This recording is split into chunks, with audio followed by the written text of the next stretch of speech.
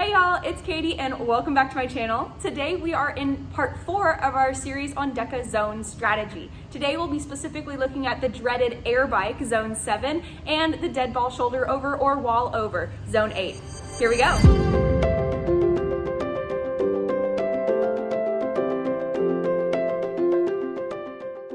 So we are finally in the back half of our DEKA Zone strategy series. If you missed the first half, you can check those out at this playlist above.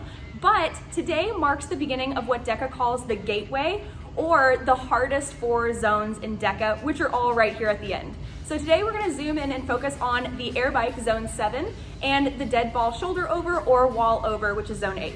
So the first zone of our gateway is Zone 7, the air bike, which a lot of people tend to say is the hardest DEKA zone of all. But first, let's start with the basics. On the air bike, you'll complete 25 calories and you'll stay on the bike until it rolls all the way up to 25.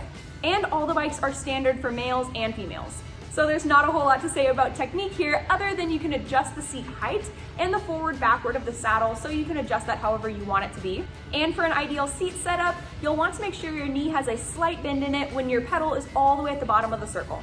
Or while you're cycling, you can stay seated in the saddle, or you can try jumping up and standing for a little while and pedaling that way. Totally up to you. Try them both out and see which one you like best. So on to strategy. Since we're entering the back 4, we're gonna shift our focus slightly. In the first 6, our focus was conservation of energy. In the back 4, now our focus is going to be unleashing all of that energy we have saved and now putting all the power and effort we have left into the back 4. So we all know the bike sucks and there's really no way around that, it just does. But the more you train at it, the more efficient you'll become and the sooner you'll be able to get off of the bike. Meaning the most important thing that you can do to enhance your bike in your next DEKA event is practice. I know it sucks, but if you get on the bike and you spend a lot of time on it, you will improve at it. You can train by maintaining a certain RPM or heart rate for time, peak RPM intervals, max calories for time, or fastest time for calories. So there are a lot of different ways you can put this into your training, but the main idea here is to build your stamina to increase your power output so that you can decrease your time here. And that leads us to our dead ball shoulder over or wall over. So Zone 4, which we've already covered in another video, and Zone 8 are the only 2 DEKA zones that change based on which event you're participating in. So let's go over the overall rules and the event-specific rules. So overall, females use a 40-pound dead ball and males use a 60-pound, and you'll complete 20 reps at this zone. If you're doing the DEKA Strong or the DEKA Mile event, you'll do the dead ball shoulder over, which means you bring the ball over the shoulder.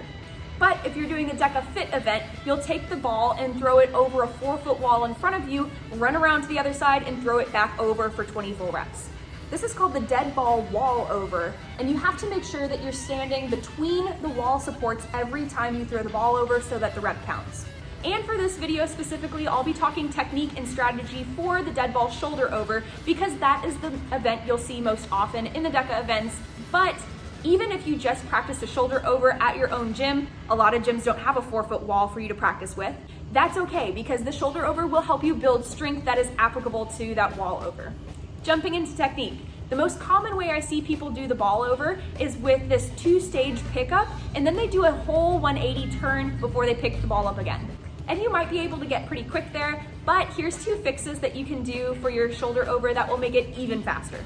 Let's look at that 2-stage pickup first. If you're a beginner or a smaller person and that ball is pretty heavy to you, then we can stick with that 2-stage pickup, but here's something to think about. Once you get the ball up to your hips, try using the hips to pop the ball over the shoulder so that you can speed up the second half of that movement. And once you build up enough speed and strength there, then you can move it up to the 1-stage toss. Here you rip the ball from the ground like a powerful clean and you toss it over the shoulder in one fluid motion. Next, let's take a look at the transition between reps. If you're doing this 180 turn between every single rep, that can get pretty dizzying and it takes up a pretty decent chunk of time every single rep. So let's just cut it out. Instead, find a mini lunge forward by stepping in front of your other foot. That way, as the ball comes over the shoulder, it lands right between your feet. Super predictable and efficient. All right, on to strategy. First off here, use your breath and the motion to help you find a rhythm and then settle into it. And in your practice, you might even find that one side is faster than the other. And if that's the case, then just use the fast side in your events. But when you're in practice, just make sure you practice both of them so that you stay even.